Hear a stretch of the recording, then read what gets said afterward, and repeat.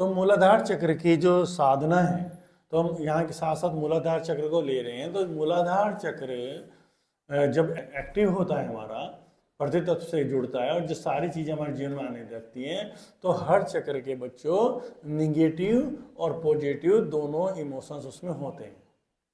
ठीक है ना चल? निगेटिव और पॉजिटिव। पॉजिटिव तो क्या है? वो हमें शक्ति देगा जब वो एक्टिवेट होगा, ताकत देगा हमको, समझ में आ गया ना? हमको पैसा देगा, धन धान्य से परिपूर्ण करेगा, हमारी नींद अच्छी करेगा, हमारे मकान की व्यवस्था करेगा, इन सब की जो व्यवस्था मूलाधार चक्र करेगा। लेकिन मूलाधार चक्र जब एक्टिव होता है तो उसके साथ दो अवगुण भी साथ में आते हैं, वो किसी के भी। वो अवगुण है मूलाधार चक्र के, एक है आसक्ति, जिसे अंग्रेजी में बोलते हैं अटैचमेंट, एक असुरक्षा, असुरक्षा का भाव, इनसिक्योरिटी। समझ में आ गया ना आचरण? तो जैसे जैसे मूलाधार चक्र एक्टिव होगा तो एक तो आसक्ति, अटैचमेंट और बढ़ेगा चीज़ों के प्रति, ये मेरी, ये मेरी, ये मेरे से कोई ले ना ले, ये मेरे से ना ले ले, और एक असुरक्षा, कोई मेरे से छीन ना ले, मेरे साथ ऐसा ना हो जाए, मैं बाहर हूँ चोरी ना हो जाए, मेरी बाइक उठ ना जाए, मेरी कार उठ ना जाए, ये दोनों चीज़ें बढ़ेंगी। इसलिए तुम देखोगे जो धनपति लोग होते हैं, जो पैसा जो जो बहुत कमा लेते हैं, उनके लिए उनकी आसक्ति इतनी बढ़ती चली जाती है। धनपति का होने का मतलब तो मूलाधार चक्र एक्टिव होगा तभी होगा धनपति, तो वो स्वाभाविक सबका हो सकता है।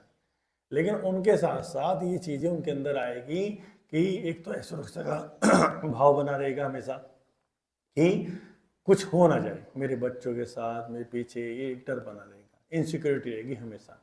एक दूसरा उसका और दिन प्रतिदिन और पैसा चाहिए, और पैसा आना चाहिए, और पैसा आना चाहिए, और किसी को देने में एक आम आदमी, जब तुम यार दोस्तों एक दूसरे को 500 1000 रुपये एकदम दे दोगे इस उम्र में, लेकिन जैसे जैसे ये एक्टिवेट होगा, पैसा आएगा, आपको किसी को पैसा देने में बहुत जोर पड़ेगा। मतलब अपने उस पर 10 शर्टें होंगी तो एक शर्ट भी नहीं दे सकता, उस पर इतने कपड़े होंगे, ऊनी कपड़े होंगे तो वो एक कपड़ा उसको नहीं दे सकता, चप्पलों की जोड़ियाँ बहुत हो जाएंगी तब नहीं दे सकता। मतलब किसी को भी देते उसे जोर पड़ेगा कि नहीं ये भी नहीं, मैं ये भी पहनूंगा, नहीं मैं ये भी पहनूंगा, तब मैं ये पहनूंगा। ये स्वाभाविक उसको, मतलब योग का मतलब है धीरे धीरे हम सब चीज़ें छोड़ के जाना, और वो और कमजोर होता जाता है। तो इसलिए योग की भूमिका है। मूलाधार चक्र तो बहुत लोगों के एक्टिव हैं, यहाँ समझने की बात है, जिन पर धन है, पैसा है, मकान है, गाड़ियाँ हैं, लेकिन क्योंकि यात्रा बिल्कुल खाली होने की है, हम और भारी होते चले जाते हैं, फिर हमारी पकड़ बहुत ज़्यादा होती चली जाती है। तो यहाँ पर क्या ओजीमा क्या कह रहा है? तो ओजीमा ने यहाँ पर काफ़ी चीज़ों को साथ लेके चला है, अलग अलग सिद्धों को, अलग अलग योगियों की स्टडी करके कि कैसे कैसे उन्होंने यात्राएं कराई हैं शिष्य की। तो जब ओजीमा ने देखा कि 7 योग हैं, सातों योगों को कहीं ना कहीं छूना होता है, और हर व्यक्ति किसी न किसी योग पे खड़ा है, हर व्यक्ति के स्वभाव के अनुकूल ये पहचान सकते हो तुम वो किस योग पे खड़ा है, हर एक का अपना स्वभाव है। तो 7 योग हैं, कोई भी योग ऊपर नीचे हो सकता है। तो ओजीमा की स्टडी ये रही है, ओजीमा ने देखा कि हमें मूलाधार चक्र के निगेटिव इमोशंस को काटना है, तो वहाँ कौन सा योग काम करेगा और कौन सा योग उसके स्वभाव से जुड़ रहा है। तो जो मूलाधार चक्र जिनका एक्टिव होता है ना, वो लोग होते हैं जो बहुत एक्टिव होते हैं, आज यहाँ कल को दिल्ली, फिर बॉम्बे, बैग उठा के वहाँ जाना, उनकी इच्छाएं है, मकान बनवाना, अभी गाड़ी लूंगा, मतलब उसके अंदर एनर्जी बहुत होगी जिसका मूलाधार चक्र एक्टिव होगा भी, और उसकी पकड़ बनती जाएगी। ओजीमा ने कहा फिर कौन सा योग यहाँ काम करेगा? तो यहाँ पे काम करेगा उसको आसक्ति से बचाने के लिए कर्म योग। कौन सा काम करेगा? कर्म योग। तो जैसे जैसे आप मूलाधार चक्र को एक्टिव करोगे तो आपको कौन सा योग लाना है अपने जीवन में? कर्म योग।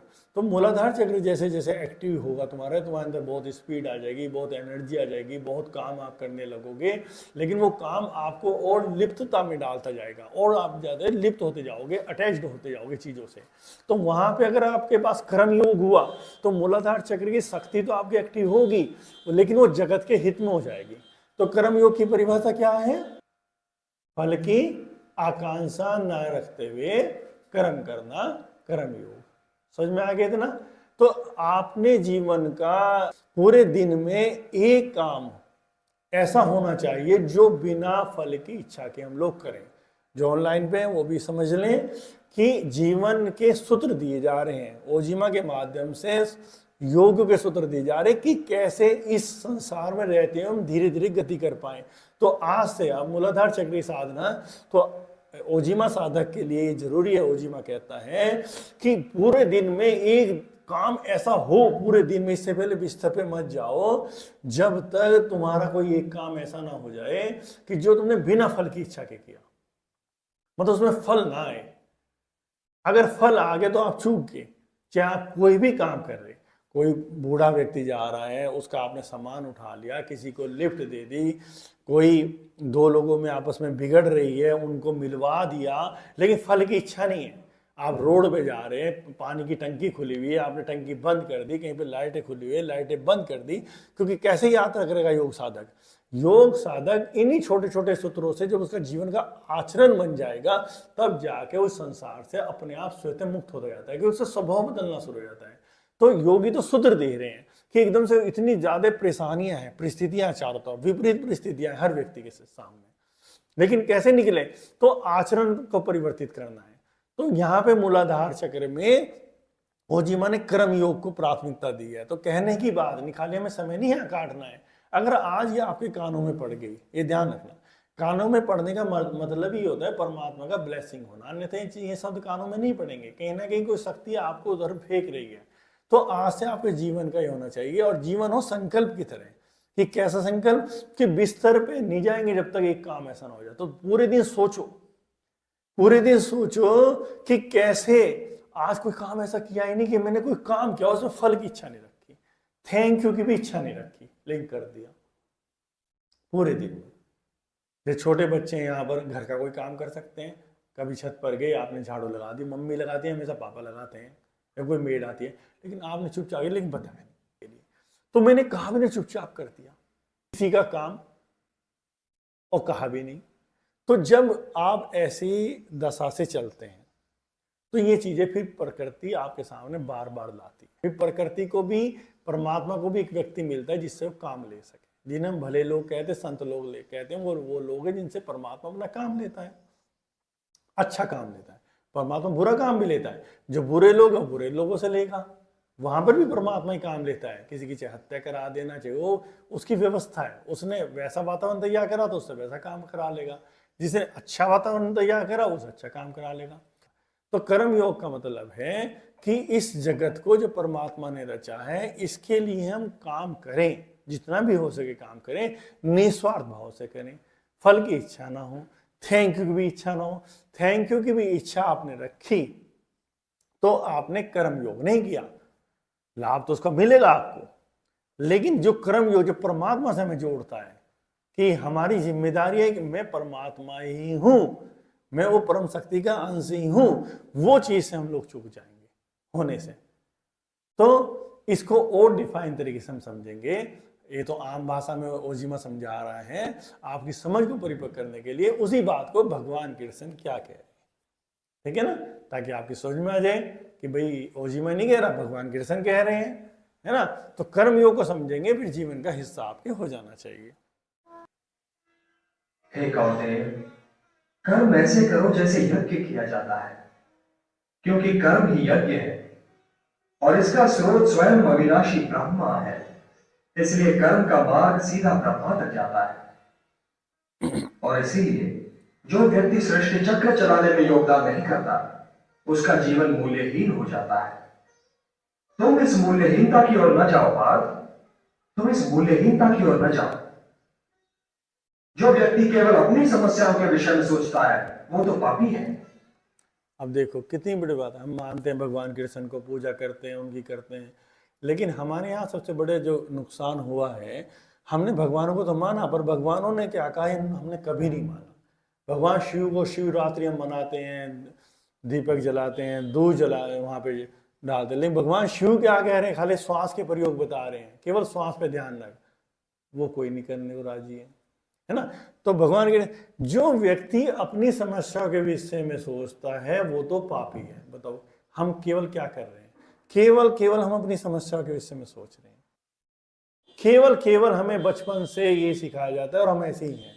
तो ये सब अपने अंदर झांक कर देखो, क्या हम अपनी समस्या के विषय में सोच रहे हैं या किसी और की समस्या के विषय में भी हम सोच रहे हैं। तो यहीं से हो जाएगा निर्धारण। तो भगवान कृष्ण पे तो मानना छोड़ दो, और मान रहे हो तो फिर भगवान कृष्ण क्या कह रहे हैं कि अपने आसपास ही देखो, क्या केवल हम अपनी समस्या के विषय में सोच रहे हैं। तो ये महत्वपूर्ण है। अगर उस जिस दिन आप अनंत लोग हैं इस पे पीड़ित हैं, उनकी समस्या के लिए, उनका नहीं है, आप परमात्मा का एक काम कर रहे हैं, तो ये संसार छोड़ा नहीं, छूटता है और महाप्रेम का जन्म होता है। तो फिर आगे भगवान कृष्ण क्या कह रहे हैं, इसलिए तुम इस मोह जाल से निकलकर अपने कर्तव्यों को पहचानो पार्थ और उनका पालन करो। हे पार्थ, कर्म फल की इच्छा ही मार्ग में बाधा है।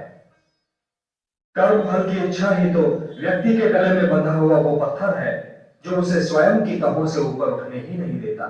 देखो भगवान कृष्ण को पूछते आए आज तक, जन्माष्टमी पे बनते भी हैं क्या, कर्म फल की इच्छा ही तो वो पत्थर है।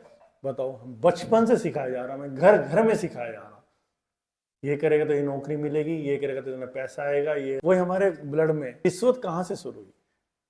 रिश्वत मतलब मैंने काम कर तो मुझे पैसे चाहिए। ये योगियों के सूत्र हैं, ना संसद ना कोई और मिनिस्ट्री लगाम लगा पाएगी भ्रष्टाचार पर, केवल योगियों के सूत्र। कर्म में उसाध लो। जब कर्म फल की इच्छा ही नहीं, मैं पुलिस में हूं मेरी जिम्मेदारी है, मैं बैंक में हूं मेरी जिम्मेदारी है, तो बताइए कहां से शुरू हो जाएगा। और ओजिमा का केवल प्रयास यही है कि ओजिमा से निकले साधक जब इस बात को समझेंगे कि कर्म योग है तो भ्रष्टाचार खत्म हो जाएगा, होना ही है जब इच्छा ही नहीं है। तो ये आपके लिए सबक है कि यही सबसे बड़ा पत्थर है जो हमें उस मार्ग पे चलने देता। हमें केवल फल फल फल फल क्या है, क्या फायदा होगा इससे, इससे क्या फायदा होगा, अच्छे से क्या फायदा होगा, केवल फायदा। आगे यही तो व्यक्ति को समाज से काट देता है और उसे व्यक्तिगत लाभ और व्यक्तिगत हानि के दलदल में ढकेल देता है। समाज तुम में नहीं है पार्थ, तुम समाज में हो। इसलिए लोक संग्रह और लोक कल्याण ही को अपना परम कर्तव्य मानो, क्योंकि जो समाज के लिए कल्याणकारी होगा वही तुम्हारे लिए भी कल्याणकारी होगा। आज कोई भी कुछ कर रहे हो, है ना, कोई भी कर रहे हो, गलत लोग कर रहे हो, उसका भुगतान तो हमें भी है ना। ये सड़क है 2 महीने हो गए नहीं बन रही है, तो क्या भुगतान कॉलोनी वाली नहीं कर रही? हम सब जुड़े हुए हैं। कल को तुम में से कोई इंजीनियर निकले, तुम इस पीड़ा को समझो, उदाहरण के तौर पे कोई किसी घर तोड़े पड़े हैं तुमने इतने दिन से, तो सबके लिए हितकारी हो जाओ। फिर ऐसी कोई, आप मान लो इस विभाग में कल को पुलिस वाला हो सकता है, हम यहाँ करेंगे हम वहाँ फंस जाएंगे। कोई कहीं फंस रहा है, कोई कहीं फंस रहा है, लेकिन अपने कर्म कोई नहीं सुधार रहा है। होना क्या, हम अपने कर्म सुधार लें। जो कर्म लोक संग्रह के लिए होगा पार्थ, उसी के द्वारा तुम्हें सिद्धि प्राप्त होगी। व्यक्तिगत लाभ से तो पाप की गली निकलती है, क्योंकि वो तो स्वार्थ सिद्धि के लिए व्यक्ति को भटका देता है। और हे पार्थ, ये भी न भूलो कि तुम एक महान पुरुष हो और लोग तुम्हें दृष्टांत मानकर तुम्हारे पीछे पीछे काम और स्वार्थ के मार्ग पर चल पड़ेंगे, क्योंकि एक श्रेष्ठ व्यक्ति का आचरण तो दूसरों के लिए दृष्टांत बन ही जाता है। मुझी को लो, न मे पार्थास्ति कर्तव्यम त्रिषु लोकेषु किंचन नानवाप्तम अवाप्तव्यम वर्त एव च कर्मणि। त्रिलोक में मेरे लिए कुछ करना आवश्यक नहीं पार्थ, और त्रिलोक में ऐसा भी कुछ नहीं जिसे मैं प्राप्त करना चाहूं और प्राप्त ना कर सकूं। फिर भी मैं तुम्हारे सामने कर्म कर रहा हूं पार्थ, कर्म कर रहा हूं। यह दिखला रहा हूं, यह सिद्ध कर रहा हूं कि निष्काम कर्म के मार्ग पर चलते हुए जीवन व्यतीत करना संभव है। ये चीजें हमें साहस देती है भगवान कृष्ण। यही मतलब जो अवतार आते हैं, सारे जितने भी अवतार हैं, गुरु हैं, सिद्ध हैं, कि हमें अरे नहीं कैसे जी पाएंगे, सारा संसार तो ऐसा है, हम उनका बहाना बना के अपने मन को उड़ान देते हैं, क्योंकि हमारे अंदर होता है। तो बता रहे हैं कि नहीं, मैं ये सिद्ध कर रहा हूँ, निष्काम चलते हुए भी ये जीवन जिया जा सकता है। ये सिद्ध इन्होंने किया है, ये सिद्ध और सिद्धों ने करा, और योगियों ने करा, ये जीगेंगे, सारे जी के गए, इतना सुंदर सुंदर जीवन सभी जी कर गए। तो फिर ये क्या है कि नहीं ये जरूरी है, नहीं पैसा होना चाहिए, पैसा चाहे किसी भी रास्ते से आए, चाहे कुछ भी आ जाए, जब जिया जा सकता है तो जब एक आगे भगवान को मानने का तो अर्थ यही है ना कि उन्होंने कहा मैं सिद्ध कर रहा हूँ, तब भी जिया जा सकता है, नहीं तो मैं कुछ भी कर सकता हूँ। तो ये थोड़ा सा समझे। तो आज की क्लास का अर्थ यही है कि कर्म योग। तो आज से आपके जीवन में, है ना, सीनियर्स इस बात को ध्यान रखें, सीनियर्स के साथ गलती क्या होती है, और सिखाने तो लगते हैं, अपने आप भूल जाते हैं। लेकिन पूरे दिन में एक कृत्य ऐसा हो, वो व्यक्तिगत यात्रा हो, ये काम में मैंने बिल्कुल भी थैंक यू की भी इच्छा नहीं करी, वो जगत के हित में हो, वो कार्य जगत के हित में हो, इससे पहले बिस्तर पे ना जाओ। अगर ये आधार बना लिया तो यात्रा शुरू हो गई। यहां से सुना और भूल गए, ध्यान नहीं रहा हो, या तो ध्यान ही नहीं रहा, तो फिर तो कोई नहीं बोले रास्ते पे ला सकता। कि रात में याद हो क्या मैंने आज ऐसा ही कोई कार्य किया, फिर में कार्य बढ़ते चले जाएंगे, फिर बढ़ते चलेंगे, फिर तुम्हारा जीवन ही ऐसा हो जाएगा दूसरों के। जो मूलाधार चक्र में जो शक्ति आनी है, जैसे ही वो एक्टिव होगा, और वो शक्ति हमें बहुत ज़्यादा एनर्जी होगी, जो हम बाहर लोगों के लिए काम करेंगे, तो वो शक्ति तो होगी, वो शक्ति केवल अपने लिए, केवल अपने निजी हित के लिए में ना लग जाए।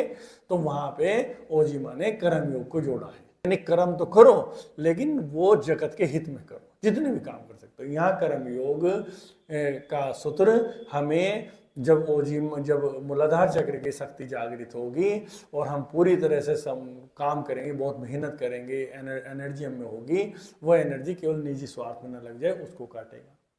यहाँ आगे समझ में आ गया कर्म योग। और पहला योग हमें समझ में आ गया कि जो 7 योग हैं, जो मुख्य रूप से 7 योग हैं, उनमें पहला कर्म योग है। तो कर्म योग की डेफिनेशन समझ में आ गई, क्या है कर्म योग, बच्चों को बताने के लिए जीवन में उतार भी लेना है।